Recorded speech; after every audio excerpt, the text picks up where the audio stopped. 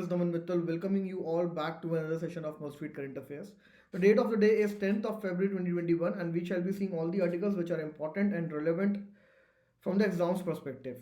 So our idea here in the Must Current Affairs session is not only to read current affairs but also to understand them and more importantly to learn to apply these current affairs in the examination. To all the new learners who have got associated with us for the very first time, please allow me to introduce to them few of the benefits of an academy subscription first. If you take an academy subscription, you get unlimited access to all the courses of the educators, their classes on the academy's platform. Also, you get live classes on a daily basis. This makes sure that on a real-time manner you are able to interact and engage with the faculty.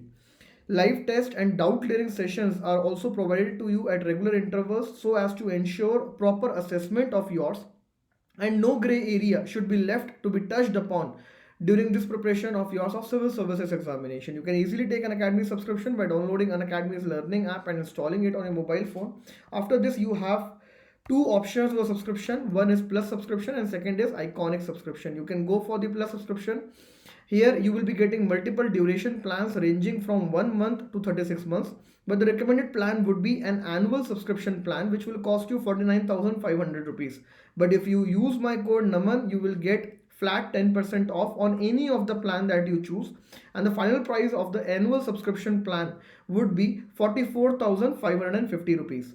If you opt for the iconic subscription, it is bit expensive. Also, it has certain additional benefits like personal coach, mains question answer practice, study planner, personalized feedback, and so on. The annual price of iconic subscription is 69,500 rupees. You can avail here extra 10% off on any of the duration plan by applying my code NAMAN, NAMAN, and then the final price would be reduced to 62,550 rupees. You also can get optional subscription for the dedicated preparation of prelims and mains examination. So here the duration plan ranges from 1 month to 36 months, and the cost of annual optional subscription plan is 27,500 rupees. You can here avail 10% off again on any of the duration plan by applying my code NAMAN. The final price then would be reduced to 24,750 rupees. Unacademy Combat में आप सब लोग participate कर सकते हैं, which is a dedicated prelims oriented test series launch by the Unacademy on every alternate Sundays. तो यहाँ पे आप फ्री ऑफ कॉस्ट पार्टिसिपेट कर सकते हैं. You get basically two benefits. First, you get an opportunity to win few of the exciting prizes like 3 months of free Unacademy subscription, and also more importantly what you get here is an opportunity to assess yourself, your preparation at the pan India level, so you can compete with the other competition, or with your, you can face the competition with your competitors at the pan India level. Let us talk about the first article of the day. आज के articles काफ़ी important हैं और काफ़ी perspectives आपको, different perspectives आपको देखने को मिलेंगे इन टुडेज आर्टिकल. ऑल्सो ये जो पर्टिकुलर आर्टिकल है, जो पहला आर्टिकल आपके सामने आया है, ये एक इन डेप्थ एनालिसिस है of the road accidents in India, because road accidents in India is again a set of major problem. जब हम हेल्थ बर्डन की बात करते हैं, so we talk about triple health burden of India, जहाँ पे एक है कम्युनिकेबल डिसीजेस, दूसरी है नॉन कम्युनिकेबल डिसीजेस, एंड तीसरी है injuries. So this injury, this burden is largely attributed to the road accidents in India. अब इस आर्टिकल में जो आज इंडियन एक्सप्रेस में आया है, यहाँ पे आपको मल्टीपल फैक्ट्स मिलेंगे जो बहुत ही इंपॉर्टेंट हैं for us, specially in the mains and interview stage. तो ये फैक्ट्स को, सारे फैक्ट्स को हम गो थ्रू करेंगे, और जो भी आपको फैक्ट ज़्यादा अच्छा लगता है, कुछ फैक्ट्स पे मैं एम्फोसाइज करूँगा जो इंपॉर्टेंट है, आपको रिमेंबर करना पड़ेगा, आपको याद रखना पड़ेगा उन फैक्ट्स को. अपार्ट फ्रॉम दोज फैक्ट्स, जो भी फैक्ट आपको अच्छा लगता है, you can pick those facts, start using them in your daily answer writing practice, ताकि वो आपके थॉट प्रोसेस में कॉन्क्रेटाइज हो जाए. So let us begin with the facts. 70% of the deaths due to road accidents in India take place between 18 to 50 year of age group in our country. So the most affected age group is 18 to 45 year age group. So this is the youth age, you can say, the productive age, the working age, and 70% of the deaths are attributed to this age group. Then India ranks first across the world in terms of road accidents. So this is a grave situation in India, that it is being ranked first across the world in terms of number of road accidents taking place in a country. The annual loss due to road accidents is equivalent to 3% of the India's GDP. So this is the amount of loss that we have to bear because of these road accidents. The fourth important fact is about the number of deaths taking place in India on an annual basis due to road accidents. It is 1.5 lakh. I'm not talking about injuries, I'm talking about deaths. So annual basis पे India में 1.5 lakh deaths होती हैं in India, right? So this is an important fact, ये आपको पता होना चाहिए. This is an important fact, ये आपको पता होना चाहिए. नेक्स्ट फैक्ट इज 78% डेथ जो इंडिया में होती हैं in the road accidents are of two wheelers, bicyclist and pedestrians. ये तीन सेगमेंट हैं जो सबसे ज्यादा अफेक्टेड हैं because of the road accident. 70% time जो रोड एक्सीडेंट होता है it is because of over speeding. अब ये जो फैक्ट्स है ना, इसको आप यूज करेंगे while talking about the way forward, while talking about the limitations in India. जब आप रोड डिफेक्ट्स की बात करेंगे, डिज़ाइन फॉल्ट्स की बात करेंगे in the terms of road engineering, तो वहाँ पे आप बता सकते हैं कि ओवर स्पीडिंग की क्या प्रॉब्लम है, ऑटोमोबाइल इंडस्ट्री को यहाँ पे आप कैसे प्लग इन कर सकते हैं, गवर्नर्स, स्पीड गवर्नर्स का इस्तेमाल करना क्यों ज़रूरी है इंडिया में, एंड सो ऑन. तो उन सारे फैक्ट्स को, उन सारे पॉइंट्स को बताते वक्त you need to substantiate it with facts, और ये फैक्ट्स आपके वहाँ पे हेल्प करते हैं. तो 70% इंडिया में जो रोड एक्सीडेंट्स होते हैं those are because of over speeding. Okay, 60% India में जो एक्सीडेंट्स होते हैं वो रोड जंक्शंस पे होते हैं. रोड जंक्शंस, तो ये फैक्ट आप यूज कर सकते हैं जब आपको ब्लैक स्पॉट्स की बात करनी है कि इंडिया में black spots are the vulnerable areas और the areas having potential to cause a road accident. तो अगर आप इन रोड जंक्शंस को एलिमिनेट कर सकते हैं, यहाँ पे कुछ ऑल्टरनेटिव इंजीनियर्ड सोल्यूशन को अप्लाई कर सकते हैं. अगर आप यहाँ पे इन ब्लैक स्पॉट्स में जो वल्नरेबिलिटी पोटेंशियल है उसको किसी तरीके से रिड्यूस कर सकते हैं, maybe using the digital technology, maybe by creating under bridges, flyovers, और maybe through some other engineered solution, then it would be a appropriate answer. Okay, तो ये हैं सारे इंपॉर्टेंट फैक्ट्स. 70% ओवर स्पीडिंग, 60% जो accidents हैं वो road junctions पे हो रहे हैं. सबसे ज़्यादा अफेक्टेड ग्रुप कौन सा है? 18 to 45 ईयर्स एज वाला group. India ranks first across the world in terms of road accidents. 3% of the GDP के इक्विवेलेंट हमें लॉस होता है हर साल. 1.5 लाख डेथ्स होती हैं इंडिया में due to road accidents, and 78% road accidents में जो इन्वॉल्व होते हैं those are two wheelers, pedestrians and the bicyclist, right? Okay, इसके अलावा कुछ लिमिटेशंस की बात करते हैं कि क्या है major limitations, why do we face so much और why do we have to face so many road accidents in India. So first reason, it is also mentioned in this article, is faulty DPR, that is detailed project report.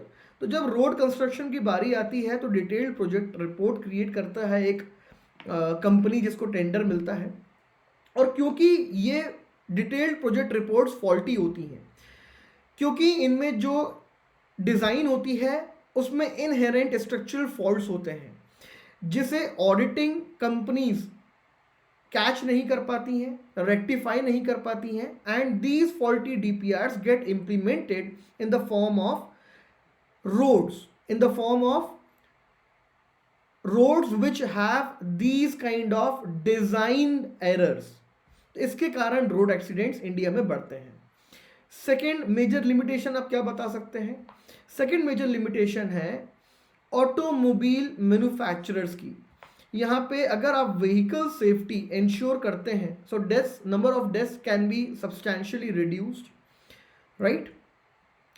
अगर आप vehicle का fitness ensure करते हैं, ये वे forward में हम discuss करेंगे कैसे आपको इंश्योर करना है। अभी हम लिमिटेशन की बात कर रहे हैं, तो ऑटोमोबाइल इंडस्ट्री के पार्ट पे क्या प्रॉब्लम्स हैं? एक, vehicle related structural defects and vehicle related fitness defects. तो फिटनेस नहीं है व्हीकल्स में और स्ट्रक्चरल डिफेक्ट्स हैं व्हीकल में। तीसरी प्रॉब्लम आप बता सकते हैं लाइसेंसिंग की इन इंडिया, आरटीओस को आप ब्लेम कर सकते हैं। Corruption, red tapism, licensing system हमारा इंटरनेशनल स्टैंडर्ड्स को मीट नहीं करता है। It is very easy in India to bribe an official और to approach an agent who are sitting in numbers in front of any RTO of India and get an license। तो अगर आप licence इतना easily provide करते हैं India में, तो definitely जो यूज़र है, जो व्हीकल ओनर है, वो एक्सीडेंट कर सकता है in the times to come. Fourth, immediate relief, immediate assistance हमारे देश में अवेलेबल नहीं है, specially if I talk about roadside immediate health assistance. तो अगर एक्सीडेंट के तुरंत बाद ही जो गोल्डन आवर होता है, golden hour in the sense 1 hour after the traumatic injury cause to an individual, अगर उस गोल्डन आवर में एक immediate roadside health assistance provide कर दिया जाए, तो शायद नंबर ऑफ रोड एक्सीडेंट्स हम रिड्यूस कर सकते हैं, राइट। डिजिटल टेक्नोलॉजीज को हमने ऑगमेंट नहीं करा है in the national level transport policy so far, so this also makes our transportation system void of technological upgradation. This is again a set of limitation. So technological augmentation is missing in the national transportation policy of our country. Okay. ये कुछ major limitations हैं जिनकी आप बात कर सकते हैं। Way forward पे आते हैं कि वे फॉरवर्ड में आप किन चीजों को इंक्लूड करेंगे। Okay, first point, way forward में you will talk about DPR because this is a very important area. अगर रोड की डिजाइनिंग, रोड की इंजीनियरिंग अप्रोप्रिएट होगी तो आप उसमें अकोमोडेट कर सकते हैं error done on the part of an individual. जो व्हीकल है, जो व्हीकल ओनर है, जो ड्राइवर है या राइडर है, अगर उसके एंड से कोई ह्यूमन एरर होता भी है, so that can be compensated to an extent if your roads are engineered well, and it is possible only when you solve the problem of faulty DPRs. How can they be solved? They can be solved by incorporating or involving third party audit agencies. तो जो भी DPRs create होती हैं उनको आप री-वेरीफाई करवा सकते हैं through the third party audit agencies. यहाँ पे कंसल्टेंसी फर्म्स को भी आप इस्तेमाल कर सकते हैं जो अगेन थर्ड पार्टी ऑडिट्स में हेल्प करेंगी। तो डीपीआर अगर आपकी स्ट्रांग है तो रोड्स की आपको इंजीनियरिंग डिफेक्ट्स आपको एटलीस्ट देखने को नहीं मिलेंगे रोड्स में। सेकेंड, डिजिटल टेक्नोलॉजीज का आप यहाँ पे इस्तेमाल कर सकते हैं। अब टेक्नोलॉजी की हम अगर बात करते हैं तो इसमें हम क्या बात करने की कोशिश कर रहे हैं। एक, आप ब्लैक स्पॉट्स को आइडेंटिफाई कर सकते हैं, रोड जंक्शंस को आप क्लियर कर सकते हैं। By using the artificial intelligence, you can install the red lights in the road junctions, at the road junctions, right? आप ट्रैफिक इंफॉर्मेशन easily circulate कर सकते हैं across the cities with respect to critical road junctions, ताकि लोग avoid करें वहाँ पे जाना। इसी तरीके से जो टेक्नोलॉजी है वो ट्रैफिक पुलिस को हेल्प कर सकती है to identify the traffic jams, to identify the potential areas of accidents, और वहाँ पे वो अपना एनर्जी को चैनलाइज कर सकते हैं। तो टेक्नोलॉजी का डिप्लॉयमेंट आप इस तरीके से यहाँ पे कर सकते हैं। Most importantly to identify the black spots and the road junctions. Third major way forward है that national road safety council, जिसकी यहाँ पे भी बात करी जा रही है, this body should be created and would be created by the government. The mandate of this particular body would be to collect the accidental data and suggest measures। तो एक डेडिकेटेड बॉडी होगी आपके पास जो डेटा को भी collect कर रही है। इस डेटा को आप फर्दर टेक्नोलॉजी अपग्रेडेशन में यूज कर सकते हैं उसको एक फीड की तरह, and it will also suggest certain measures both to the central government and also to the state government. तो नेशनल रोड सेफ्टी काउंसिल को आप यहां पे इंक्लूड कर सकते हैं। फोर्थ वे फॉरवर्ड की बात करते हैं। Now it is very much important for the automobile industry. एक और आर्टिकल था छोटा सा जहां पे Ministry of Road and Transport Highways he is saying to the automobile makers that you should upgrade the safety standards in the automobile industry. Although काफ़ी हद तक गवर्नमेंट ने भी कोशिश करी है, जैसे कि फ्रंट सीट पे ड्राइवर बेल्ट्स कंपलसरी कर दी हैं, एयर बैग्स कंपलसरी कर दिए हैं, लेकिन अभी भी अगर हम कार के या ऑटोमोबाइल के मेटल की बात करें, so we need to make it more robust, more resistant to these kind of road accidents. ये कैसे पॉसिबल है? By adhering to the Euro NCAP standards. कोई भी गाड़ी खरीदने से पहले आप उसकी एनकैप रेटिंग देखते हैं कि वो टेस्ट में क्रैश टेस्ट में पास होती है या फेल होती है। और these are the standards created by the European Union countries, European Union, and only those automobiles or vehicles are allowed to run on the roads of Europe who have passed in the NCAP rating। लेकिन India में कई automobile manufacturers ऐसे हैं, कई vehicles ऐसी हैं जिनकी NCAP में 0 रेटिंग है, 1 रेटिंग है, लेकिन still they are running on the Indian roads. Now when these vehicles meet any of the road accident, there are high chances of severe injuries or even casualties, fatalities, death। तो Euro NCAP rating को आपको meet करना है, adhere करना है, यहां पे आपको नजिंग करनी है of the automobile industry. Okay, then we need to bring in more number of highways in the safety audit mechanism. जो हाईवेज आपने क्रिएट कर लिए हैं ऑलरेडी वो भी, और जो आप आगे प्लान कर रहे हो, तो आगे जो प्लान कर रहे हो वो तो डीपीआर के थ्रू आप इंश्योर कर सकते हो कि कोई भी इंजीनियरिंग डिफेक्ट नहीं है उनके अंदर। लेकिन जो आप ऑलरेडी क्रिएट कर चुके हो उनको आपको पीरियोडिक रिव्यू, उनका पीरियोडिक असेसमेंट करना जरूरी है। And for this you need to bring more number of national highways, state highways into safety audit. यहाँ पे भी आर्टिकल में आपको देखने को मिलेगा that government has brought in 40,000 kilometre of highway in the safety audit. Now this number needs to go up, right? Okay, next जो हमने एक प्रॉब्लम देखी कि इमीडिएट रोड असिस्टेंस नहीं मिलता है, immediate roadside health assistance, specially in the golden hours. Golden hour word आपने use करना है, you need not miss this word, golden hour. Golden hour means 1 year, 1 hour of the time after the accident, specially in the case of traumatic injury. तो इस golden hour में आपको ensure करना है कि एटलीस्ट जो आपने ब्लैक स्पॉट्स आइडेंटिफाई करे हैं, जो रोड जंक्शंस आइडेंटिफाई करे हैं, उन इलाकों में immediate road side assistance, health assistance आप प्रोवाइड कर सकें। तो नंबर ऑफ रोड एक्सीडेंट्स के कारण होने वाली डेथ्स आप रिड्यूस कर सकते हैं इन इंडिया। ओके, इसके अलावा what can be done? You can promote public transportation in India because public transportation obviously is more safe, more secure, more reliable. So you can discourage individual ownership of vehicles in India. Now that can be done through the taxes, that can be done through the policies. So that should be done, and you should alternatively encourage adoption of public transportation systems. तो roads थोड़ी सी free होंगी, roads free होंगी, road accidents कम होंगे, road accidents कम होंगे तो आपका objective meet हो जाता है, राइट? यहाँ पे ओवर स्पीडिंग के लिए एक स्पीड गवर्नर की आप बात कर सकते हैं।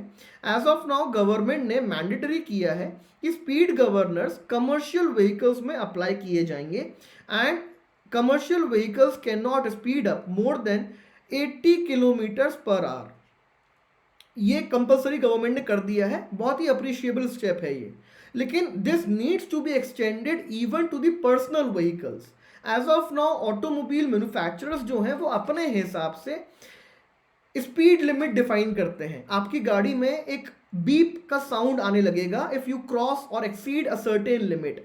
But even in the private vehicles, these kind of speed governors should be installed. Not 80 kilometers, then at least they should be restricted to 100 kilometers. और you can again come up with technologies कि आप गाड़ी शहर में चला रहे हैं या हाईवे पे चला रहे हैं, accordingly the speed governor should reset it's limit. तो उससे आप लिमिट को रेस्ट्रिक्ट कर पाएंगे और 70% एक्सीडेंट्स जो इंडिया में ओवर स्पीडिंग के कारण हो रहे हैं उनको आप एड्रेस कर पाएंगे. ठीक है, फिर हम यहाँ पे सुंदर कमेटी की बात करते हैं. सुंदर कमेटी के रिकमेंडेशंस पे बेसिकली MVA एक्ट को पास किया गया था इन 2019. MVA stands for motor vehicle amendment act. Why amendment act? Because the original act was of 1988. तो उसके बाद गवर्नमेंट ने जैसे जैसे रोड एक्सीडेंट्स के केसेस बढ़ते गए, इंडिया फर्स्ट पोजीशन पे आ गया इन द एंटायर वर्ल्ड. तो इंडिया ने कमेटी बनाई on the road safety under the chairmanship of सुंदर कमेटी.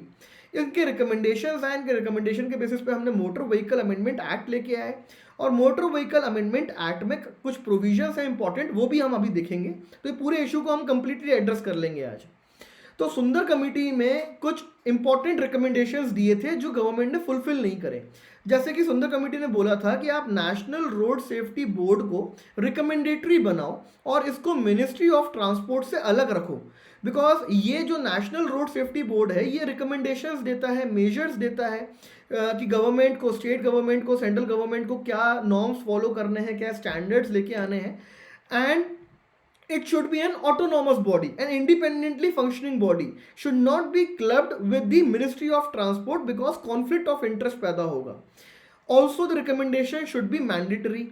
ये दोनों चीजें फॉलो नहीं करी गई. तो सुंदर कमेटी के रिकमेंडेशंस, अगर आप इतना भी मेंशन करते हैं कि सुंदर कमेटी के recommendations on road safety should be adhered to, so that would be more than sufficient. Because evaluator को ये पता चलेगा कि आपको सुंदर कमेटी के बारे में पता है. That is you are an informed citizen or informed aspirant at least, right? ठीक है. इसके अलावा वे फॉरवर्ड में आप बात कर सकते हैं that central government needs to provide much required technical expertise and logistics assistance to whom?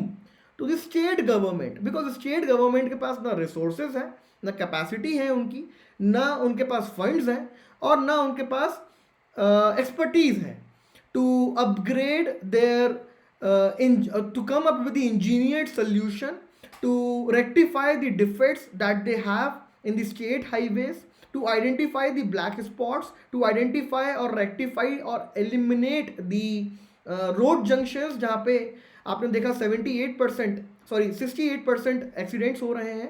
तो ये सारी चीज़ों के लिए सेंट्रल गवर्नमेंट और स्टेट गवर्नमेंट का कोलैबोरेशन बहुत ज़्यादा ज़रूरी है, राइट? ठीक है. इसके अलावा गवर्नमेंट ने क्या मेजर्स लिए हैं अब तक to deal with this problem? So when we talk about government measures, so first measure would be Motor Vehicle Amendment Act, the most important measure, Motor Vehicle Amendment Act of 2019. इसके provision अभी देखते हैं. इसके अलावा the government has come up with the National Greening of Highways. ये एक scheme थी जो गवर्नमेंट ने लॉन्च करी थी कि हम सारे नेशनल हाईवेज को ग्रीन बनाएंगे. अब इसके फायदे क्या थे? एक, ग्रीनिंग करने से एक तो आपके global commitments on climate change पूरे होते हैं, तो वो हम यहाँ पे तो यूज़ नहीं कर सकते. हमें यहाँ पे रोड सेफ्टी के हिसाब से पॉइंट को यूज़ करना है. So here we will be talking about shade of the trees. When there is shade of the green trees, तो इससे दो फायदे होते हैं. एक, जो लाइट का ग्लेयर है, जो लाइट अपोजिट डायरेक्शन से आती है, उसका जो ग्लेयर है वो रिड्यूस होता है. सो इट हेल्प्स रिड्यूसिंग और it helps in reducing the glare of the light, जिसके कारण एक्सीडेंट्स कम होते हैं. सेकेंड, क्योंकि शेड प्रोवाइड हो रहा है ऑन द हाईवेज, तो टायर बर्स्ट होने के cases specially in the summer season can be reduced significantly, जिसके कारण जो एक्सीडेंट्स होते हैं वो भी आप रिड्यूस कर सकते हो. Then government came up with a programme called as Setu Bharatam. Here government decided to eliminate all the crossings, railway crossings by 2019. Again, here the objective was to reduce number of road accidents or collision of train with that of vehicle and so on. तो हमें सारी जो crossings हैं, railway crossings हैं, उनको eliminate करना है bye 2019. ये सेतु भारतम प्रोजेक्ट के थ्रू गवर्नमेंट ने लॉन्च किया था. इसके अलावा मिनिस्ट्री ऑफ ट्रांसपोर्ट हाईवेज ने एक और सिस्टम लॉन्च करा है called as Indian bridge management system, जो सारे ब्रिजेस को चेक करता है, कहाँ नए ब्रिजेस बनने चाहिए वो रिकमेंड करता है, and it basically is the nodal agency to manage the entire central level bridges across the national highways in a country. तो रोड जंक्शंस को अगर आपको एलिमिनेट करना है, जहाँ पे 68% एक्सीडेंट्स होते हैं इंडिया में, so this body will be very much helpful. ये रिसेंटली ही बनाई गई है, इसका हेड ऑफिस नोएडा में है, राइट. और इसके अलावा गवर्नमेंट ने motor vehicle amendment act launch किया है. और यहाँ पे जो दो हमने बात करी कि एक नेशनल रोड सेफ्टी काउंसिल, उसको आप इंक्लूड करेंगे, and bringing 40,000 kilometres of highway in the safety audit system, उसको आप इंक्लूड करेंगे that these measures have been taken by the government, right. इसके अलावा अगर मेजर्स पे ही क्वेश्चन आ गया, इंटरव्यू में आप पे मेजर्स पे ही पूछ लिया गया, you need more measures, then you can talk about Bharat 6 norms, you can talk about vehicle scrappage policy launch in the budget of 2021. अब व्हीकल स्क्रैपेज पॉलिसी यहाँ पे कैसे हेल्पफुल है? देखिए, व्हीकल स्क्रैपेज पॉलिसी क्या इंश्योर कर रहा है कि गाड़ियों का फिटनेस टेस्ट हो. कमर्शियल व्हीकल्स का 15 साल में, पर्सनल व्हीकल्स का 20 साल में. फिटनेस टेस्ट पास करना जरूरी है. अगर व्हीकल का फिटनेस टेस्ट हो रहा है, so you are ensuring that vehicle are competent enough to run on the road. अगर फिटनेस टेस्ट में फेल हो गए तो आपको व्हीकल चेंज करनी पड़ेगी. आप नई टेक्नोलॉजी इंड्यूस्ड व्हीकल को लोगे जिसमें नए सेफ्टी फीचर्स हैं, सो that will be great, right. So vehicle scrappage policy आप यहाँ पे डिड्यूस कर सकते हैं. इसके अलावा आप यहाँ पे बात कर सकते हैं कि गवर्नमेंट ने कैसे इंश्योर करा है कि एयर बैग्स होने चाहिए मिनिमम 2. फिर गवर्नमेंट ने सीट बेल्ट इंश्योर करे हैं कि मिनिमम होने चाहिए 2 इन द फ्रंट सीट. तो ये छोटे छोटे मेजर्स हैं जो आप बता सकते हैं. तो दे cumulatively they will be across 7 to 8 measures, which is more than sufficient. Now talking on the MVA Act. तो जैसे मैंने बताया, MVA Act was largely on the basis of the सुंदर कमेटी recommendations, और यहाँ पे मेजर प्रोविजंस देते चलते हैं कि क्या किया गवर्नमेंट ने. सबसे पहले गवर्नमेंट ने नेशनल रोड सिक्योरिटी बोर्ड का एस्टैब्लिशमेंट करा, लेकिन इसको एडवाइजरी बनाया. तो अगर आप पे क्वेश्चन आता है कि MVA एक्ट की लिमिटेशंस बताओ, तो पहली लिमिटेशन आपको मिल गई कि जो नेशनल रोड सेफ्टी बोर्ड है वो एडवाइजरी है. It does not provide recommendations which are mandatory for the government.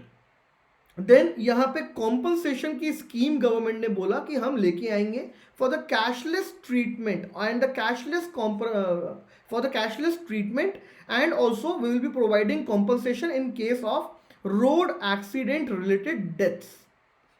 तो गवर्नमेंट ने यहाँ पे motor vehicle act fund create कर दिया. तो एक ये फंड क्रिएट कर दिया है जो कॉम्पनसेशन में हेल्प करेगा, और ये फंड इंश्योरेंस कवरेज में भी हेल्प करेगा. इंश्योरेंस कवरेज इंडिया में इंक्रीज होना बहुत ज़रूरी है, बिकॉज इंश्योरेंस अगर गाड़ी का होता है तो इससे द बेनिफिट इज कि अगर आपका पास थर्ड पार्टी भी है, so the person to whom you have accidentally damaged or caused injury, उसको एटलीस्ट कॉम्पनसेशन मिल जाएगा, उसका treatment at least will be taken care of by your insurance company. So that is basically a good idea, right. इसके अलावा government has talked here for the first time about good samaritans. अब ये जो good सैमेरिटेनियंस हैं, इनके ऊपर काफ़ी time से एक इशू चल रहा था. इसके पहले, इस एक्ट के पहले, लोगों ने रोड असिस्टेंस प्रोवाइड करना बंद कर दिया था due to the fear of legal issues. अगर मैं किसी की रोड साइड असिस्टेंस करता हूं एक्सीडेंट में, so police used to trouble me, bother me time and again. मुझे कोर्ट जाना पड़ता था विटनेस बन के, एक्सेट्रा एक्सेट्रा. तो यहाँ पे इंक्लूड किया गया क्लॉज दैट जो भी रोड साइड असिस्टेंस प्रोवाइड करता है और anyone who comes out to be as a good samaritan, उस पर कोई भी लाइबिलिटी नहीं होगी, neither civil nor criminal liability. Police will have to restrict themselves when they have to engage with these kind of good Samaritans. Now this is to encourage people to help or provide roadside assistance to the injured individuals and so on. इसके अलावा we here talked about the national transportation policy जो central government roll out करेगा after consulting with the state government. तो एक national transportation policy will be released soon after the MVA act of 2019. Then here the offences and penalties were increased और ऐसा बोला गया इस act में कि हर साल 10% ऑफेंसेस और पेनल्टीज को इंक्रीज किया जाएगा. If you are found without helmet तो पेनल्टी अब इंक्रीज हो गई है. If you are found to be flouting the road safety rules तो आप पे पेनल्टी अब हेवी लगेगी. Again to incentivize people so as to adhere to the road safety norms. Driving seat belt, helmet, गाड़ी का fitness check and so on, ये सारी चीज़ों को अब एडियर करना पड़ेगा. साथ में जो अथॉरिटीज़ हैं वो भी लैक्स ना हो. They should also be proactively involve in to the entire sector. इसके लिए ऑफेंसेस एंड पेनल्टीज को यहाँ पे इंट्रोड्यूस किया गया. And lastly government has recognised taxi aggregators out here by defining them and this has been largely done so as to promote again pooling system in our country, cap pooling system, so as to discourage individual ownership of vehicles, right? तो ये कुछ यहाँ पे basic MVA से related facts हैं. Limitations में एक आप नेशनल रोड सेफ्टी बोर्ड की बात कर सकते हैं. एक दूसरी आप बात कर सकते हैं that responsibility is still very much diffused. You can not find a single authority which you can hold accountable in case of any violations. So the accountability and responsibility here is still very much diffused. Also, state government has a larger role to play in ensuring road safety. और यहाँ पे best practice सामने आती है of Tamil Nadu. तो अगर आपको road safety में एक बेस्ट मॉडल बताना है तो this is Tamil Nadu. Tamil Nadu has successfully reduced road accidents by 38% and has also substantially reduced road accident deaths nearly by around 54%. So the measures taken by the Tamil Nadu government should be replicated by the other states as well. States का major role आता है state highways में.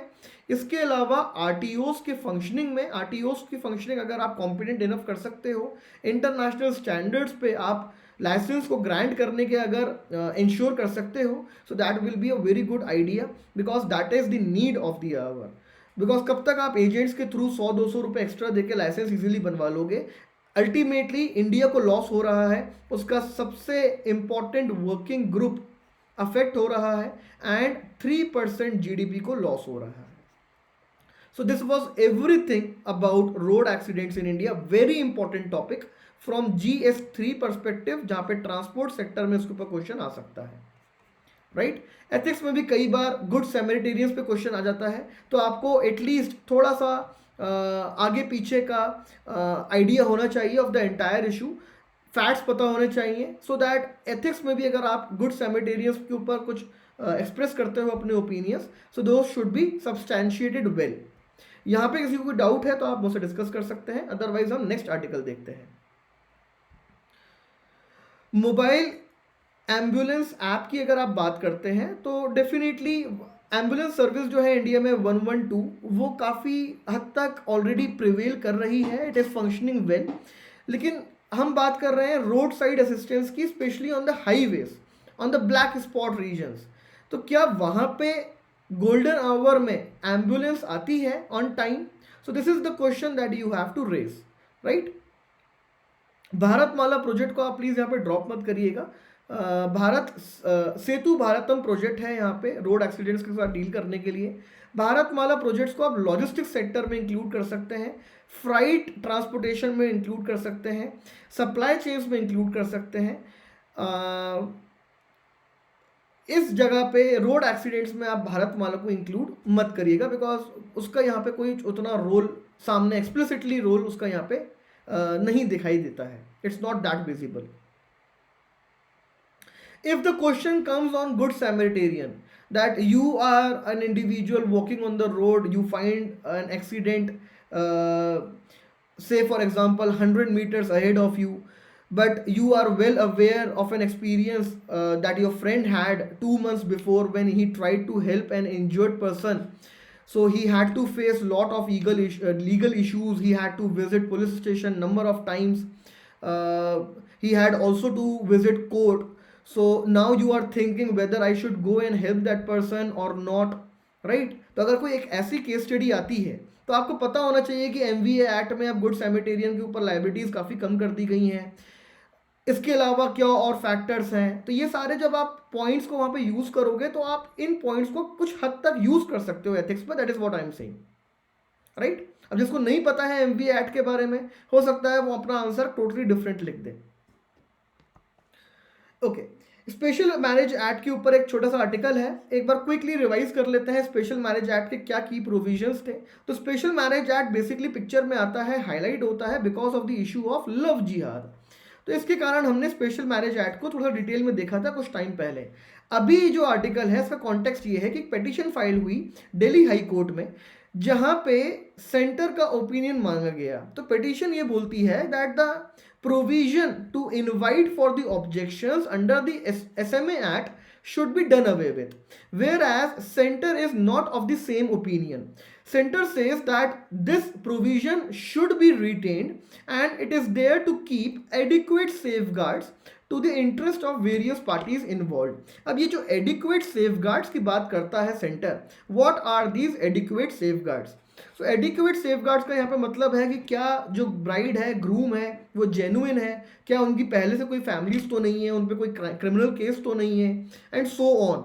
सो this is the basic reason given by the central government that for these kind of safeguards it is very much important that a couple who is trying to marry under the SMA Act should invite for the public objections at least for the 30 days। लेकिन देखिए ये एक तो दो reason है कि ये provision बिल्कुल भी स्टैंड नहीं करेगा। First, after the Puttaswamy case जो प्रिवेसी जजमेंट है इंडिया में 2017 की, उसके जो 3-fold टेस्ट है, 3-fold टेस्ट में एक लॉ है, दूसरा लेजिटिमेसी है और तीसरा नेक्सस है, that is the proportionality between law and it's legitimacy. अगर यहाँ पे पुट्टुस्वामी की लेंस के थ्रू मैं SMA एक्ट को देखूं और SMA एक्ट में इस प्रोविजन को देखूं जो बोलता है कि आपको ऑब्जेक्शंस इनवाइट करने हैं for 30 days, then it is clearly violative of the privacy. Because यहाँ पे ऑब्जेक्टिव क्या है आपका ऑब्जेक्टिव है कि क्या कोई क्रिमिनल केस तो नहीं है, क्या कोई फ्रॉड तो नहीं है, इसीलिए पब्लिक ऑब्जेक्शंस आपको अलाउ करने चाहिए। लेकिन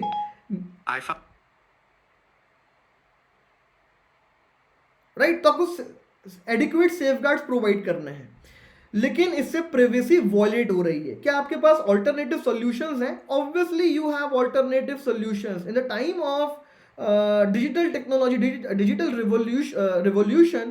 When you still are adhering to these kind of safeguards, then it is really a farce।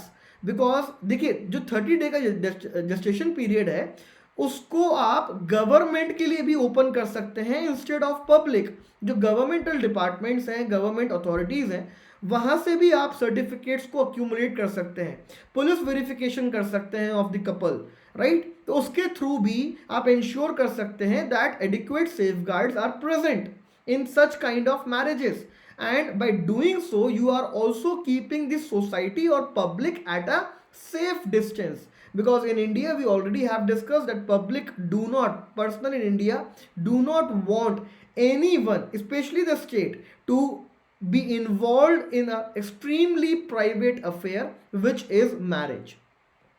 और क्योंकि ये एक प्रोविजन आपने इंक्लूड किया हुआ है स्पेशल मैरिज एक्ट में, so this provision is attributed for the low utilization of this act। Interfaith couple इस एक्ट को यूज नहीं करते हैं क्योंकि ये प्रोविजन यहां पे अवेलेबल है, और ये प्रोविजन के कारण you also see the problems like love जिहाद, दैट इज मॉरल पुलिसिंग। क्योंकि सोसाइटी को पता चलता है, अगर आप ऐसे ऑब्जेक्शंस इनवाइट करते हैं तो सोसाइटी को पता चलता है कि कौन सी कास्ट का, कौन से रिलीजन का लड़का या लड़की एक दूसरे से शादी कर रहे हैं। फिर सोसाइटी में कुछ रेडिकल इंडिविजुअल्स होते हैं जो इस चीज़ को फर्दर एग्रावेट करते हैं, राइट। तो इसके कारण ये प्रॉब्लम क्रिएट होती है। अगर आपने एसएमए के थ्रू एक इजी रूट दिया होता to the interfaith individuals to exercise their right of article 21, that is right to marry under the Hadia case of the Supreme Court, so the utilization of Special Marriage Act would have been very high. Also the problem of love jihad could have been slightly less in the society. तो ये एक आपको एक idea होना चाहिए कि provision को centre कैसे सपोर्ट कर रहा है, इसके पीछे क्या और रीज़न है। तो एक तो पुट्टस्वामी जजमेंट है, इसके 3-fold टेस्ट के लेंस के थ्रू अगर आप देखेंगे, सो this is definitely not gonna stand in the court. इसके अलावा you also have an alternative option, आप पुलिस वेरिफिकेशन करवा सकते हैं, आप गवर्नमेंट के सर्टिफिकेट्स ले सकते हैं कि एक पर्टिकुलर इंडिविजुअल फ्रॉड है या नहीं, in place of inviting objections from the public at large. इसके अलावा एसएमए एक्ट में और भी ऐसे प्रोविजंस हैं जो मैरिज को सैक्रोसैंक्ट बनाते हैं, लाइक द डिवोर्स प्रोविजन, जो बोलता है कि marriage under the SMA Act cannot be dissolved within 1 year through the instrument of divorce unless and until or except for the exceptional circumstances। तो कुछ कंडीशंस अवेलेबल हैं जब डिवोर्स आप ले सकते हो, लेकिन इन लार्जर केसेस 1 साल तक आप डिवोर्स नहीं ले सकते हो। तो ये जो रिस्ट्रिक्शंस लगाए गए हैं, इसके साथ साथ जो लव जिहाद के लॉज लेके आए गए हैं, फ्रीडम ऑफ रिलीजियस लॉज, जो अभी यूपी गवर्नमेंट ने एनाक्ट किया, एमपी ने एनाक्ट किया, बाकी स्टेट्स भी बना रहे हैं। Now these are encroaching into an extremely private affair of an individual which is definitely marriage. यहाँ पे जजमेंट्स आपके रिकॉल में करवा दूं, एक हदिया केस है, एक पुट्टस्वामी केस है, एक लता सिंह केस है और एक सोनी जेरी केस है। सुप्रीम कोर्ट के जजमेंट हैं चारों, जो हमने डिटेल में देखे थे, आपको पता होना चाहिए, आप इनको यहाँ पे यूज करेंगे। इसके अलावा सुप्रीम कोर्ट का स्टैनिस्लॉस केस है ऑफ 1977, जिसको आप अप्रिशिएट भी कर सकते हैं और क्रिटिसाइज भी कर सकते हैं depending upon the demand and requirement of the question. इसके अलावा हिमाचल और कर्नाटक के हाई कोर्ट का जजमेंट है, रीसेंट जजमेंट, जिसको आप यूज कर सकते हैं to show that how marriage is very much protected under article 21। Also recent judgment है इलाहाबाद हाई कोर्ट का, जिसने इस प्रोविजन को वॉलेंट्री बना दिया था फॉर द इंटरफेथ कपल्स। और अगर ये सुप्रीम कोर्ट में जाता है, so it can also take the help of Allahabad high court judgment and make this provision either void if seen through the Puttaswamy case और voluntary according to the Allahabad high court. इसको voluntary बना दिया था recently Allahabad high court ने, कि ये पूरा couple पे डिपेंड करेगा कि उनको ऑब्जेक्शन इनवाइट करना है या नहीं। तो ये चीज़ें बस आपको पता होनी चाहिए, कोई भी पॉइंट मिस नहीं करना है, right. Okay, now this data point of the Hindu today talks about manual scavenging in India। manual scavenging हमने थोड़े दिन पहले ही रिवाइज किया था, फटाफट कर लेते हैं। manual scavenging में बेसिक प्रॉब्लम है, कास्ट बेस्ड ऑक्यूपेशन है ये। So because of it being a caste based occupation, we are still not being we still have not been able to eliminate the problem of manual scavenging। क्या होती है manual scavenging? manual removal of untreated, removal, collection, transfer of untreated human excreta और sewage. ILO की definition के हिसाब से अगर हम जाएं तो आईएलओ के हिसाब से 3 फॉर्म है मैनुअल स्कैवेंजिंग के इंडिया में। एक ह्यूमन एक्सक्रीटा को रिमूव करना, एक सीवेज सिस्टम साफ करना और एक सेप्टिक टैंक्स को साफ करने के लिए अगर आप एक इंडिविजुअल को एम्प्लॉय करते हैं और उस इंडिविजुअल को आप प्रोडक्टिव गियर नहीं प्रोवाइड करते हैं, अनट्रीटेड ये सारी चीज़ें हैं, तो it is manual labour. India में 1955 में protection of civil rights act को पहली बार लेके आया गया। ये सोचा गया कि अनटचेबिलिटी के थ्रू हम मैनुअल स्कैवेंजिंग को एलिमिनेट करेंगे, but we failed out there. 1993 में मैनुअल स्कैवेंजिंग प्रोहिबिशन एक्ट लेके आया गया, सफाई नेशनल कमीशन ऑफ सफाई कर्मचारी बनाया गया। इसके बाद 2013 में एक्ट को अमेंड किया गया ऑफ 1993, बिकॉज बीच में कैग ने हेविली क्रिटिसाइज किया था इस एक्ट को। 2013 एक्ट के बाद भी हम रेस्ट्रिक्ट नहीं कर पाए, एलिमिनेट नहीं कर पाए मैनुअल स्कैवेंजिंग को। पहली प्रॉब्लम कास्ट बेस्ड ऑक्यूपेशन है। इन सैनिटरी लैट्रिन्स को आप आज भी बना रहे हैं, that is dry pit latrines. क्यों बना रहे हैं? क्योंकि वाटर सप्लाई नहीं है 24/7 रूरल एरियाज में। तो जब ह्यूमन एक्सक्रीटा फ्लश आउट नहीं होगा तो कैसे आप सैनिटरी लैट्रिन्स को establish करेंगे? Then there is problem of the lack of mechanization in the process of cleaning sewerage system. Protective gear आप प्रोवाइड नहीं कर रहे हैं। जो सुप्रीम कोर्ट का जजमेंट था 2014 का कि प्रोटेक्टिव गियर प्रोवाइड किए जाएंगे, कॉम्पनसेशन प्रोवाइड किया जाएगा, वो नहीं आप अभी तक इम्प्लीमेंट कर पाए हैं। इसके अलावा प्रॉब्लम है वीक नेगोशिएटिंग पावर की। Civil society organisation, trade unions अभी तक मोबिलाइज नहीं कर पाए हैं मैनुअल स्कैवेंजर्स को। So they have not been given yet a collective voice. तो इसके कारण उनकी नेगोशिएशन पावर आज भी काफ़ी हद तक वीक है। इसके अलावा आप बात कर सकते हैं ईयर ऑफ द प्राइवेटाइजेशन और कॉन्ट्रैक्टर और सब contractualisation of the work. ULBs ने कैसे अपनी अकाउंटेबिलिटी को शिफ्ट कर दिया on the contractors and it becomes very difficult to fix the accountability on contractors. तो अभी तक जीरो कन्विक्शंस है हमारे देश में when we talk about manual scavenging act. Way forward में आप केरला का एग्जांपल ले सकते हैं जो रोबोट्स का इस्तेमाल करता है, हैदराबाद का एग्जांपल ले सकते हैं जो जेटिंग मशीन्स का इस्तेमाल करता है। इसके अलावा आप सिविल सोसाइटी की बात कर सकते हैं, एनजीओज की बात कर सकते हैं, एग्जांपल दे सकते हैं of campaign for the disability and सुलभ इंटरनेशनल जो इस फील्ड में काफ़ी अच्छा काम कर रहे हैं। इसके अलावा आप यहाँ पे बात कर सकते हैं कि मैनुअल स्कैवेंजिंग बिल 2020 को आपको इंप्लीमेंट करना है।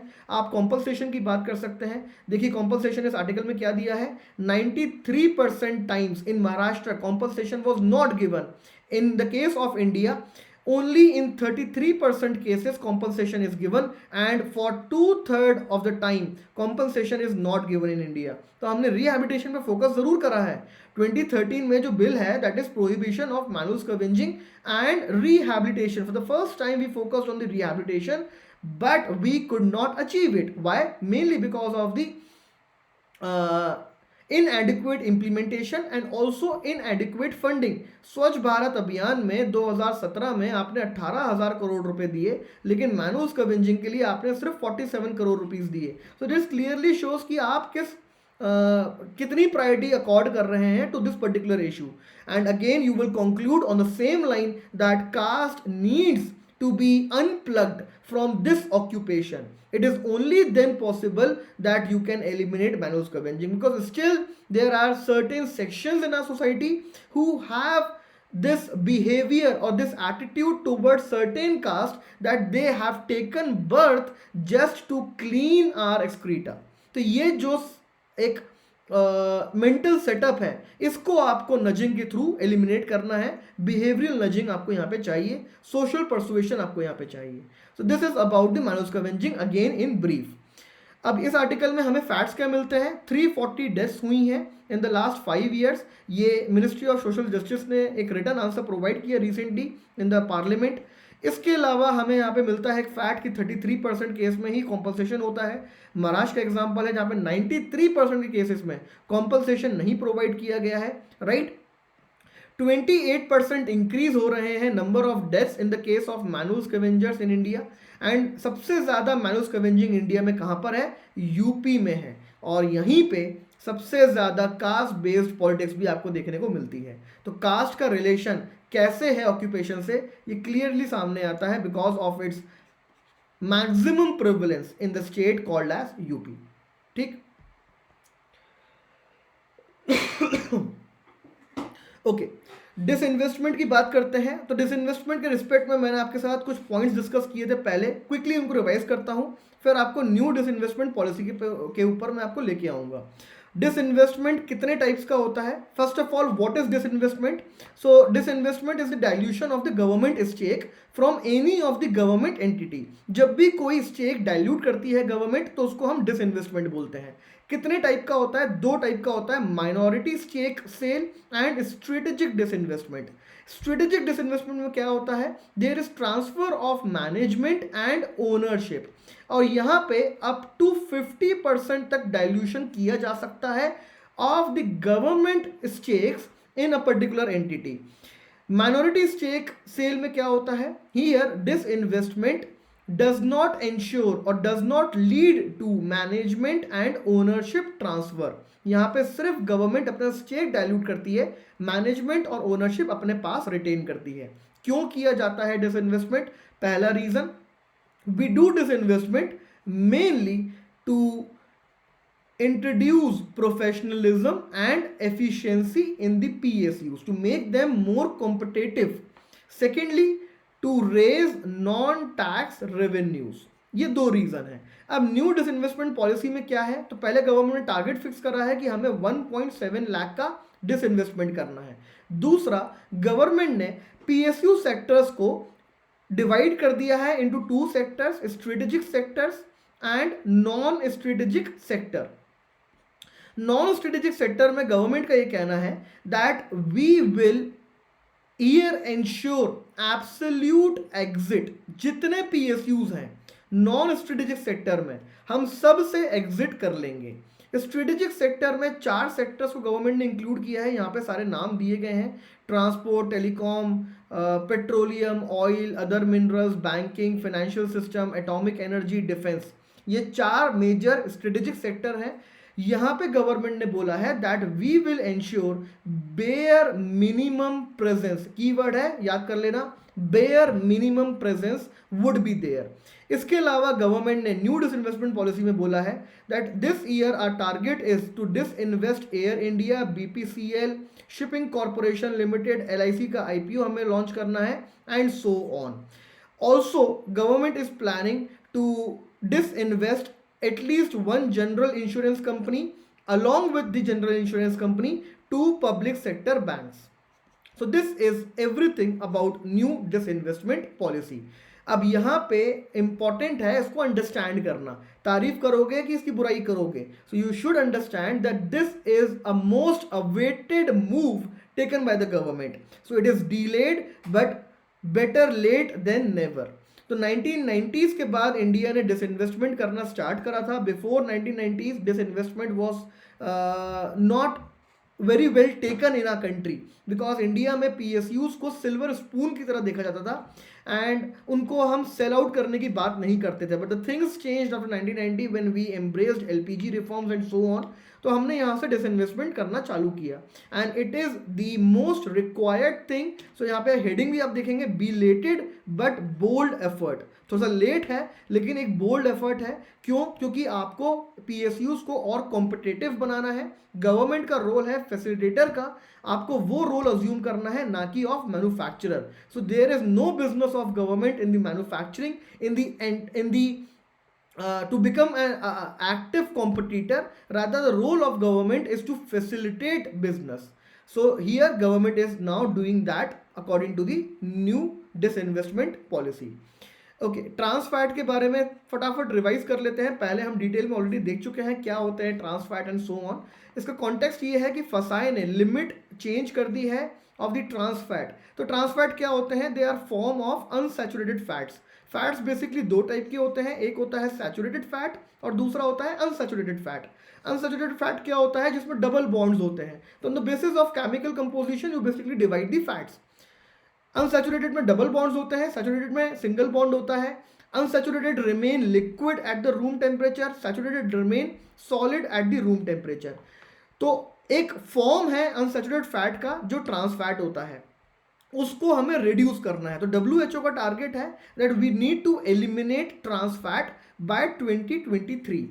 ये पहली बार एक कंट्री ने इस करना स्टार्ट किया reduction in 2004 and that country was Denmark. उस वक्त इसका सीवियर क्रिटिसिज्म किया जाता था in the entire Europe that you are coming up with the new kind of non tariff barrier.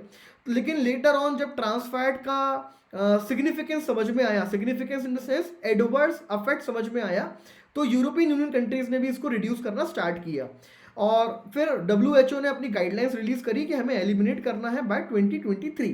फसाई ने इंडिया में 2011 में पहली बार गाइडलाइंस लेके आया और 10% लिमिट बनाई of trans fat in any kind of food ingredient. ज़्यादातर ट्रांस फैट कहाँ प्रेजेंट होते हैं? So they are found in emulsions, vegetable oil और margarines, butter and so on. Trans fat naturally भी मिलते हैं और आर्टिफिशियली भी मिलते हैं. नेचुरली मिलते हैं मीट प्रोडक्ट्स में, डेयरी प्रोडक्ट्स में एंड सो ऑन. आर्टिफिशियली इनको इंडस्ट्रियल स्केल पे बनाया जाता है through the process called as hydrogenation, that is adding hydrogen into liquid. क्यों किया जाता है hydrogenation? For 3 reasons, texture improve करने के लिए, टेस्ट इंप्रूव करने के लिए और शेल्फ लाइफ को इंप्रूव करने के लिए। ये सब हमने चीजें देखी हैं, क्विक रिवीजन करवा रहा हूं बस मैं आपका, राइट। अब इसके कारण जो इंडस्ट्रियल लेवल, इंडस्ट्रियली आर्टिफिशियल जो ट्रांसफैट्स को आपने इंक्लूड किया है फूड प्रोडक्ट्स में, ये एडवर्स हेल्थ इफेक्ट्स कॉज कर रहे हैं, लाइक नॉन कम्युनिकेबल डिसीजेस को इंडिया में इंक्रीज कर रहे हैं। कैसी? Coronary elements, cardiovascular diseases, type 2 diabetes, ये सब इंक्रीज हो रही हैं। WHO के हिसाब से पूरे दुनिया में एक साल में 5 लाख डेथ्स होती हैं mainly because of the consumption of trans fats. India की बात करूं so India is part of 15 group countries जो टुगेदर अकाउंट करती हैं 2/3 deaths caused because of the consumption of trans fat. तो इंडिया का रोल यहाँ पे बहुत इंपॉर्टेंट है। तो फसाई ने पहले 10% करा, 2016 में फसाई ने 5% कर दिया, 2018 में फसाई ने बोला कि आपको 3% करना है बाय 2021। अब फसाई ने बोला है कि 2022 तक हमें 2% से ज़्यादा ट्रांस फैट नहीं चाहिए किसी भी फूड इंग्रेडिएंट में। तो एक मेजर तो हो गया ये। इसके अलावा गवर्नमेंट ने रूको प्रोजेक्ट इंस्टॉल किया था, रूको प्रोजेक्ट डेवलप किया था। RUCO stands for repurpose reused cooking oil, जिसमें गवर्नमेंट ने बोला था कि जो भी रेस्टोरेंट्स हैं using more than 100 litres of oil per day should not be allowed to use the same oil for more than 3 times. और वो ऑयल को वो सिविल सोसाइटी ऑर्गेनाइजेशंस को देंगे, वो उनको OMCs को देंगी, OMCs उससे बायोडीजल बनाएंगे जो ATF में यूज होगा, इंपोर्ट बिल कम होगा, एनर्जी सिक्योरिटी मिलेगी, हेल्थ बेनिफिट्स भी इंप्रूव होंगे। हेल्थ बेनिफिट्स इंप्रूव होंगे कैसे? एक तो ट्रांस फैट्स कम हो गए, दूसरा ये जो रेस्टोरेंट्स उस ऑयल को बेच दिए करते थे टू द स्ट्रीट वेंडर्स, वो अब नहीं बेच पाएंगे because they have been limited out here. तो हेल्थ बेनिफिट्स भी कम हो गए अब, राइट। इसके अलावा रूको प्रोजेक्ट में क्या बोला गया कि हम चेक करेंगे total polar compound. Total polar compound क्या होता है? Basically it is a measure to check the health of an oil, कि ऑयल कितना ज़्यादा फिट है फॉर ह्यूमन कंजप्शन। गवर्नमेंट ने यहाँ पे लिमिट बनाई 25% की, कि अगर टोटल पोलर कंपाउंड एक ऑयल में 25% है तो इट इज़ फिट, इससे ज़्यादा नहीं होना चाहिए। दैट इज जितनी बार आप ऑयल को हीट करते हो टोटल पोलर कंपाउंड उतना इंक्रीज होता है। तो 3 टाइम के हिसाब से 25% यहाँ पे फसाई ने फिक्स कर दिया। अब अगर 25% से ऊपर होगा तो पेनल्टीज लगेंगी, अदरवाइज नहीं लगेंगी। तो ये है रूको प्रोजेक्ट। इसके अलावा आप केरला गवर्नमेंट की बात कर सकते हैं जिसने फैट टैक्स को इंट्रोड्यूस किया था, again to tackle the problem of trans fat. तो ये एक आर्टिकल को अगर आप रिवाइज करते हैं, मैंने टेलीग्राम चैनल प्रेपनेट्स पे इसको शेयर कर दिया है आप लोगों के साथ। क्विक रिवीजन करिए इस आर्टिकल का, क्विकली रीड करिए, ये सब कुछ आपका रिवाइज हो जाएगा। खैर इतने डिटेल तो यहाँ पे नहीं है, बट अदरवाइज जितनी भी इंपॉर्टेंट डिटेल्स है वो आपकी रिवाइज हो जाएंगी। ओके, देखिए हम टेक जायंट्स की बात करते हैं, हम इंडिया की अप्रोच की बात करते हैं। एक नई अप्रोच मुझे नज़र आई है आज इस पर्टिकुलर आर्टिकल में जो बहुत ही अच्छी है और आप इसको एग्जामिनेशन में यूज़ कर सकते हैं। तो एक ऑस्ट्रेलियन अप्रोच थी जो हमने देखा था, फिर एक यूरोपियन यूनियन अप्रोच थी, एक फ्रेंच अप्रोच थी। अब बात आती है कि इंडिया को क्या अप्रोच अडॉप्ट करनी चाहिए। क्या हम पावर बैलेंसिंग करें between us and the tech giants, or should we basically try to negotiate and get as much revenue as we want? So in the case of India, the potential of tech giant is very large, very significant. They can even destabilize the democracy as we saw in the US, as we always see in the times of the election, fake news, deep fakes, hate news and so on. तो India में हमें revenue पे focus नहीं करना है, हमें power balancing पे focus करना है। अब मल्टीपल इश्यूज आपको पता है टेक जायंट्स के, कई बार हमने डिस्कस करा है डिटेल में। यहाँ पे अप्रोच क्या हो सकती है? Government can come up. अब देखिए गवर्नमेंट के ना ये टेक जायंट्स बात नहीं मानते हैं। फेसबुक को इन्वाइट किया, फेसबुक को सम्मन किया, दिल्ली लेजिस्लेटिव असेंबली ने, फेसबुक सम्मन नहीं हुआ। उन्होंने बोला that we have are we will exercise our fundamental right of being silenced under the article 19, right? तो इस तरीके से ये लोग हरकतें करते हैं, इस तरीके से ये लोग एक्ट करते हैं। So it's better that we should promote our own indigenous apps and a very good step has been taken. So this is a app Koo. Now this app was the winner of the Atmanirbhar App Innovation Challenge. अब ये programme भी बहुत अच्छा है, इसको भी आप याद रख सकते हैं। इस ऐप चैलेंज का ये विनर था। और अब क्योंकि ट्विटर के साथ प्रॉब्लम है, क्योंकि ट्विटर को गवर्नमेंट ने बोला कि आप सर्टेन अकाउंट यूजर्स जो हैं उनको ब्लॉक कर दो। क्यों ब्लॉक कर दो? एक हैशटैग वो लोग रन कर रहे थे, फार्मर जेनोसाइड। अब ये जो हैशटैग है, ये आप इसका नाम ही देखिए, that it can cause trouble, it can ensure instability in the society. तो गवर्नमेंट ने बोला कि आपको इस हैशटैग को बंद करना है, इसको जो भी अकाउंट इसको यूज कर रहा है उसको ब्लॉक कर दो। ट्विटर ने ब्लॉक कर दिया, लेकिन खुद से ट्विटर ने बाद में उन सारे अकाउंट्स को रीइंस्टेट कर दिया। उसके बाद ट्विटर ने गवर्नमेंट को बोला that they are not in violation of our policy, so we are not gonna block them. अब इस केस में इंडिया क्या करेगा? Because it is a company which is resident in the US. India के पास अभी तक पीडीपी बिल नहीं है जो इंडिया यहाँ पे इन्फोर्स कर सके लीगल रिस्ट्रिक्शंस, राइट? तो इंडिया यहाँ पे क्या करेगा? सो इट्स बेटर कि इंडिया अपनी खुद की एप्स बनाए, ताकि जो डेटा लोकलाइजेशन है वो भी इंश्योर्ड रहे। कोई एक्शन लेना है तो वो भी आप ले सकते हो। एंड अगर हम रेवेन्यू की बात करें तो हम रेवेन्यू अपने ही देश में बना के अपने ही देश में रख सकते हैं। हमारा इतना यूजर बेस है कि अगर इस ऐप को सिर्फ इंडियंस प्रमोट कर देंगे, सो हम इन तरीके की एप्स को वर्ल्ड वाइड फेमस कर सकते हैं on the equal footing, and we can make them equally competitive to these tech giants. तो सारे गवर्नमेंट मिनिस्टर्स, ऑफिसर्स अब अपने अकाउंट को, ऑफिशियल अकाउंट को शिफ्ट कर रहे हैं from Twitter to Koo app. और जैसे ही ये होने लगा तो देखिए ट्विटर ने क्या बोला, now Twitter has reached out to the minister for the formal dialogue. And Twitter अब बोलता है कि हम एक्नॉलेज करेंगे आपके सारे ऑर्डर्स को। So this is not the way of working of these tech giants. We need to ensure that compliance is always there, and compliance should be there over and above the policies of the Twitter and these tech giants if they are not in harmony to the national security framework of our country. हमारे देश में हम priority देते हैं national security को। अगर कोई terrorism का हैशटैग प्रमोट करता है और हम उसे ब्लॉक करने की बात करते हैं, और तब उस केस में अगर ट्विटर बोलता है कि ये हमारे प्राइवेसी पॉलिसी के अगेंस्ट नहीं है, so what are we gonna do? अगर टेररिस्ट यूज करते हैं, अब ये फार्मर जेनोसाइड है, क्या ये वर्ड, क्या ये हैशटैग सोसाइटी को स्टेबलाइज नहीं कर सकता, डिस्टेबलाइज नहीं कर सकता, राइट्स नहीं कॉज कर सकता, फर्दर chaos नहीं क्रिएट कर सकता? So answer is yes, it can, it has that potential, and it is completely lying on a baseless foundation. ये fake news kind of a hashtag है। जेनोसाइड, कौन सा फार्मर का जेनोसाइड हुआ है? किसी का भी जेनोसाइड नहीं हुआ है, yet Twitter is allowing this kind of hashtag to be running in India. तो ये एक एग्जाम्पल की तरह आप यूज कर सकते हैं कि कैसे हम अपनी खुद की एप्स डेवलप करें। उसको गवर्नमेंट अगर इस तरीके का हैंड होल्ड सपोर्ट प्रोवाइड करती है एट द इनिशियल स्टेज, अब क्योंकि सारे मिनिस्टर्स अपने आप को शिफ्ट कर रहे हैं, इसके बाद अगर सेलिब्रिटीज अपने आप को शिफ्ट करते हैं, so definitely the entire Indians will automatically move from Twitter to Koo, and we can bring Twitter into our negotiating terms, right? तो ये चीज़ें हमें हर टेक जायंट के साथ करनी है, and through this we will increase our negotiating power.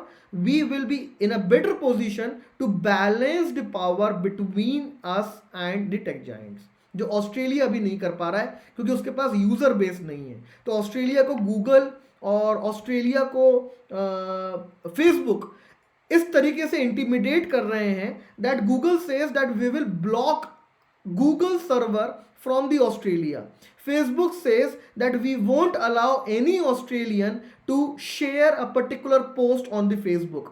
So these intimidations are possible with the low population based countries like Australia, but not with India if we collectively act and provide support to the Indian apps, because this issue is magnanimous.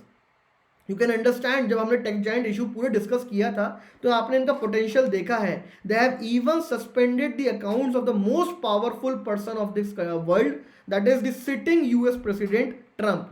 Overnight इन्होंने apps destroy कर दिए हैं। So they want the even they want the states to function aligning to them. they do not align to the state, but they expect state to align or governments to align to their policies, which is not true. WhatsApp के case में आपने देखा that the privacy terms were very much discriminatory when they were rolled out in India and they were rolled out in EU. EU में options दिए गए that citizens can opt out or opt in. India में एक ही option दिया गया, या तो accept करो या डिलीट कर दो app, because you won't be allowed to function this application. तो ये जो चीजें हो रही हैं, दिस द इंटिमिडेशन जिसकी हम बात कर रहे हैं, this should not be there in India when you are getting the maximum revenue from India. तो इसीलिए हम गाफा टैक्स, गूगल टैक्स लगा रहे हैं, इक्वलाइजेशनल लेवाई लगा रहे हैं, सीसीआई के केसेस चल रहे हैं. इसके साथ साथ आपने अभी ट्राई का रिपोर्ट देखा जिसने बोला that we need to come up with the formal and informal lines, right. तो ये सारी चीज़ों को आपको यहाँ पे देखना है, ठीक है. सीसीआई केसेस हमने डिस्कस किया था पहले, काफ़ी सारे सीसीआई केसेस हैं against the Google for the search bias, against the flight services, against their play store, against the Android TV manufacturers, smartphone TV manufacturers, जहाँ पे गूगल बोलता है कि आपको एंड्रॉयड ही इंस्टॉल करना पड़ेगा, जहाँ पे गूगल बोलता है कि हम अपने गूगल पे ऐप को प्रमोट करेंगे ओवर एंड अबव फोन पे, Paytm, free charge and so on. तो इस टाइप के जो केसेस लग रहे हैं. इसके अलावा अब मीडिया रेवेन्यू केसेस भी चालू हो जाएंगे इंडिया में after the Australia draft law, right. Search ranking के ऊपर EU ने ऑलरेडी बात करी है that you need to be very much transparent whenever you come out with the search ranking to Amazon and Google, right. तो ये सारी जो चीज़ें हैं ये ऑलरेडी अब आने लगी हैं इंडिया में, but this is a very good step, it should be given huge support. Okay, हमने इंडिया EU समिट को डिटेल में देखा था. इंडिया EU समिट में मैंने आपसे कहा था जब भी EU समिट की बात होगी एक कॉमन टर्म आपको हमेशा देखने को मिलेगा, that is the BTIA, the most negotiated agreement between India and EU being negotiated since 2007 and it is here, this is the agreement. So still we are trying hard. The Prime Minister of our country is soon gonna visit EU, 2 nations he is going to visit and there again the talks will be there on the BTIA. 2020 में जो 15th EU summit हुई थी उसमें मैंने आपके साथ बात करी थी कि हाई लेवल ट्रेड कमेटी बनाई गई है जिसमें EU के ट्रेड कमिश्नर होंगे और इंडिया के कॉमर्स मिनिस्टर होंगे, तो they will be in a continuous touch with each other, right. So here that has also been mentioned. तो क्विक रिवीजन के लिए इस आर्टिकल को गो थ्रू कर सकते हैं. और रही बात पोलैंड की, अगर हम पोलैंड की बात करें तो बायलैटरल रिलेशंस में जाने की ज़रूरत नहीं है of India and Poland. I already have told you, अगर हम EU की बात करेंगे तो आपको इंडिया EU के रिलेशंस पता होने चाहिए. आपको साथ में इंडिया फ्रांस, इंडिया जर्मनी और इंडिया UK. अब UK अलग हो चुका है EU से आफ्टर ब्रेक्जिट, बट स्टिल ये 3 कंट्रीज इंडिविजुअल सेंस में बायलैटरल रिलेशंस थॉरो होने चाहिए. सारे वीडियोस अवेलेबल हैं मेरे यूट्यूब पे ऑन दीज रिलेशंस. और इंडिया EU हमने 2 दिन पहले डिस्कस करा है. तो we are done with all the international relations and the perspective with respect to India, EU, England, France and Germany. Poland, Luxembourg, ये सारी कंट्रीज के बायलैटरल रिलेशंस में आपको नहीं जाना है, राइट.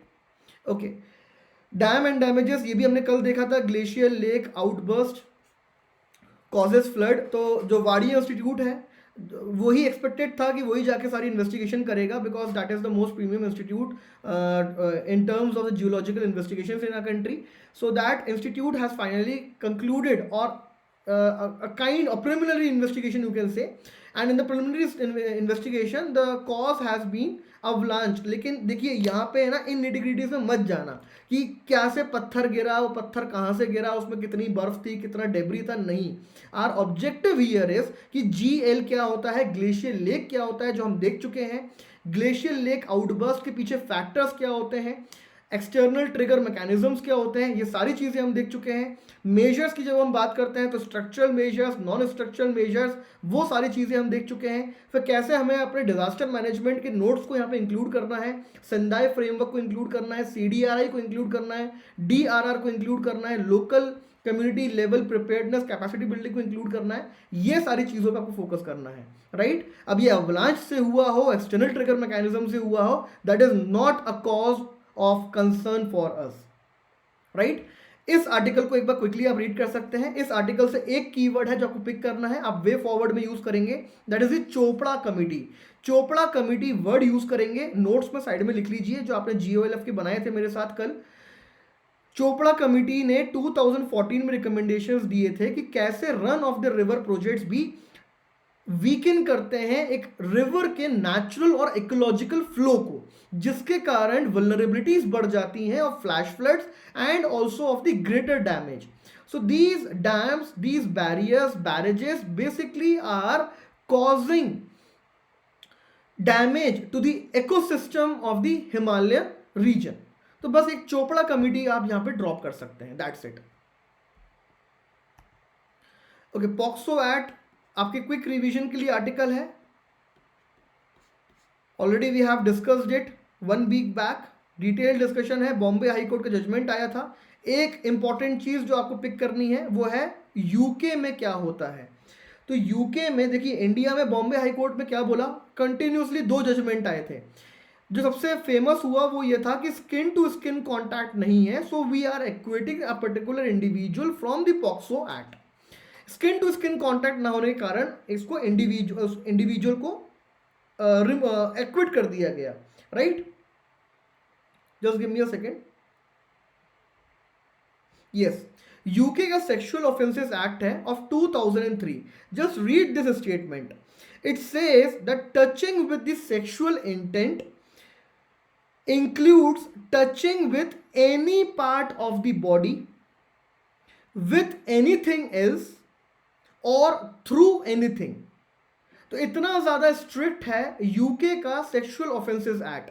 सो ये जो जजमेंट है बॉम्बे हाई कोर्ट का, ये बैड प्रेसिडेंट सेट करता है, लेकिन उसके साथ साथ ये एक सर्टेन लूप होल्स भी हाईलाइट करता है ऑफ द पॉक्सो एक्ट। तो वो लूप होल्स क्या है, वो है मिनिमम सेंटेंसिंग रिक्वायरमेंट, जो जजेस के डिस्क्रिशन को सिग्निफिकेंटली रिड्यूस करता है। हमने देखा था मिनिमम 3 साल की तो सजा होगी ही होगी अगर पॉक्सो एक्ट में कोई कन्विक्ट होता है तो, राइट। तो इस पे बस आपको ये ब्रिटिश वाला यूके वाला एक्ट एक ऐड कर लीजिएगा नोट में, अच्छा एक एग्जांपल है जो आप कंक्लूजन में मेंशन कर सकते हैं।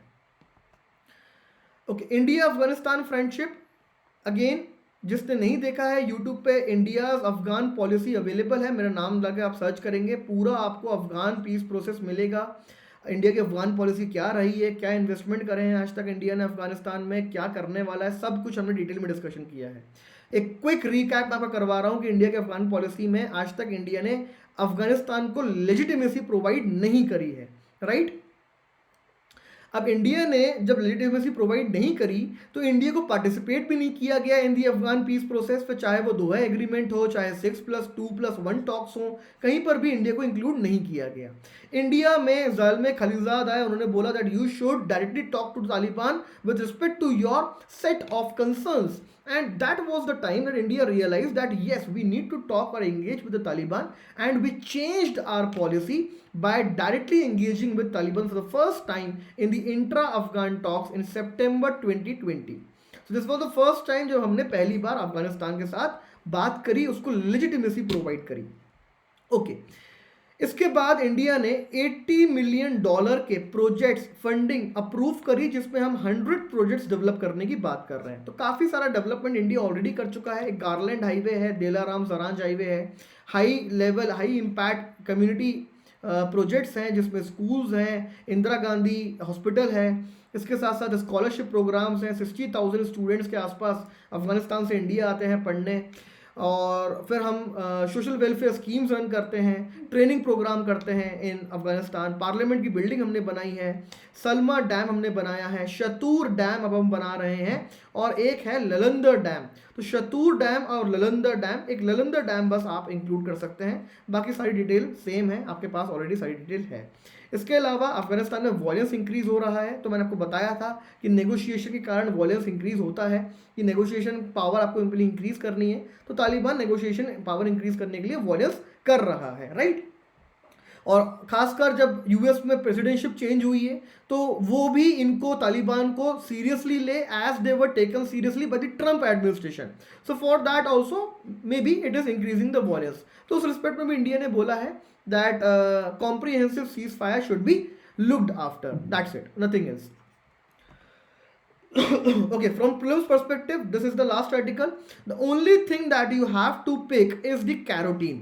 मैरीगोल्ड फ्लावर होता है एक, इसमें होता है कैरोटीन। तो अगर कैरोटीन के ऊपर कोई क्वेश्चन आता है, ऑप्शन में मैरीगोल्ड होता है तो आपको पता होना चाहिए। मैरीगोल्ड पर कोई क्वेश्चन आता है वैरायटी के ऊपर, उस पर कैरोटीन लिखा होता है तो आपको पता होना चाहिए। इसके अलावा कैरोटीन क्या होता है? It helps in the photosynthesis of the plants as it is a kind of a pigment. Carotene जो पिगमेंट है वो जनरली येलोइश या ऑरेंज होता है। तो कैरेट है, कैरेट ऑरेंज क्यों है? Because of the carotene. Marigold orange क्यों है, येलोइश क्यों है? Because of this carotene, right. और ये कैरोटीन प्रोडक्ट, ये जो कैरोटीन है, ये फार्मा इंडस्ट्री में यूज किया जाता है। अभी तक हम हेविली डिपेंडेंट हैं for the carotene on China and other countries, लेकिन क्योंकि ये नई मैरीगोल्ड की वैरायटी इंडिया ने बनाई है तो इसमें कैरोटीन कंटेंट काफ़ी ज़्यादा है। तो जब फ्लावर जो है वो डिके हो जाता है तो उसको क्रश करके उसमें से कैरोटीन को एक्सट्रैक्ट करते हैं और फिर फार्मास्यूटिकल इंडस्ट्री में उसको प्रोवाइड कर दिया जाता है। तो ये बेसिक है अबाउट कैरोटीन। इसके अलावा अगर मैं एनिमल्स की बात करूं तो एनिमल्स में भी कैरोटीन देखने को मिलता है। इनफैक्ट ह्यूमन जो फैट होता है वो भी येलो कलर का होता है। It is basically because of the carotene. अगर आप नॉनवेज वगैरह खाते हैं, आपने चिकन देखा होगा, चिकन का फैट भी येलो कलर का होता है। इनफैक्ट मटन का फैट जो होता है वो भी हल्का सा येलोइश होता है। सो that is all because of the carotene and it is also use by the pharmaceutical industry, जिसको आज तक हम चाइना से इंपोर्ट कर रहे थे लार्जली। तो अब शायद ना करना पड़ेगा बिकॉज न्यू मैरीगोल्ड वैरायटी आ गई है। इसको अगर आप यूज़ करोगे तो इसमें से कैरोटीन आप फर्दर प्रोड्यूस कर सकते हो। तो these were some of the articles जो आज आप सब लोगों के साथ डिस्कस करने थे।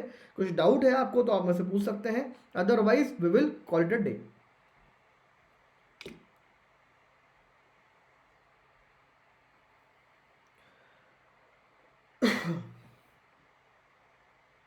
यूट्यूब पे आपको अगर कोई भी डिटेल्ड वीडियो देखना है तो अन अकेडमी यूपीएससी चैनल है, आप उस पर देख सकते हैं। इसके अलावा प्रेपनेट्स टेलीग्राम चैनल आप लोग ज्वाइन कर सकते हैं to remain in touch with me. Prepnets पे आपको सारे स्क्रीनशॉट्स मिलते हैं, जो भी मेरी अपडेट्स होती हैं आपको मिलती रहती हैं, जो भी मैं वीडियोस लेके आता हूं on the Prepnets. So this will be a good point of contact, that is Prepnets on Telegram and also on YouTube, right. India Afghan relations, आप अनअकैडमी यूपीएससी पे इंडिया अफगान रिलेशंस आगे नमन मित्तल डालेंगे, आपको video मिल जाएगा। आप India Afghan relations को वहाँ पे डिटेल में स्टडी कर सकते हैं। अप्रॉक्सीमेटली 30 मिनट्स का वीडियो है, राइट, आप वहाँ पे देख सकते हैं। ओके, तो कोई डाउट अगर किसी को नहीं है तो should we call it a day, session wrap up करें आज का।